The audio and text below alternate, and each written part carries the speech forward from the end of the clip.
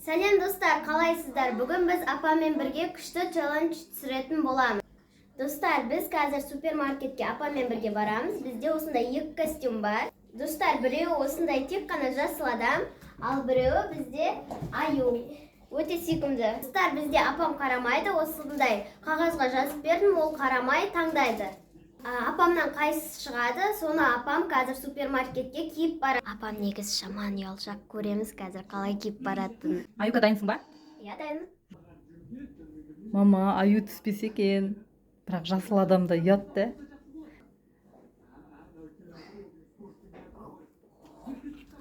Мама, аюды киіп барам ба? Немен? Ужас. Иә, челлендждің шарты осындай.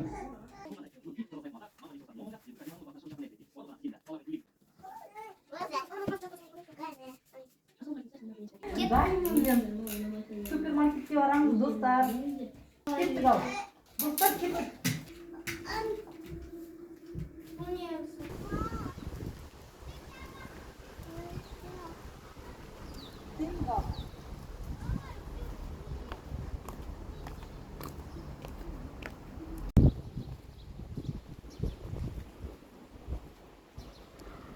Гүлжан апа, сыйламадыңыз ба?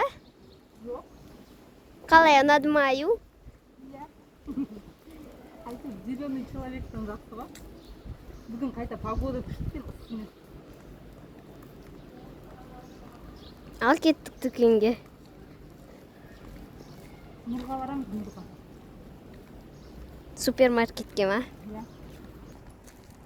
Қалай, көріне ма бәрі? Иә, нормально. Бірақ кішкене арасында не екен? Кейбір жерлерден қиын да.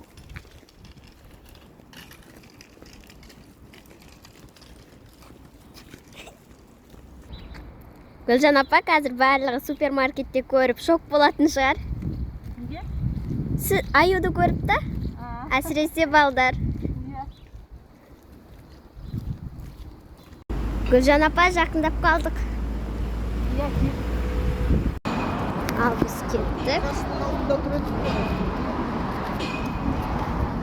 Келіп қалдық.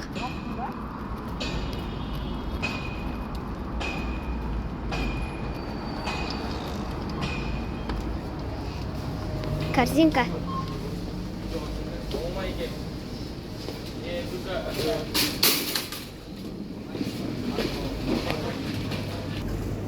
Достар, бүгін жаңа бізге айтты, маскамен кіруге болмайды, сондықтан осылай жүріпміз.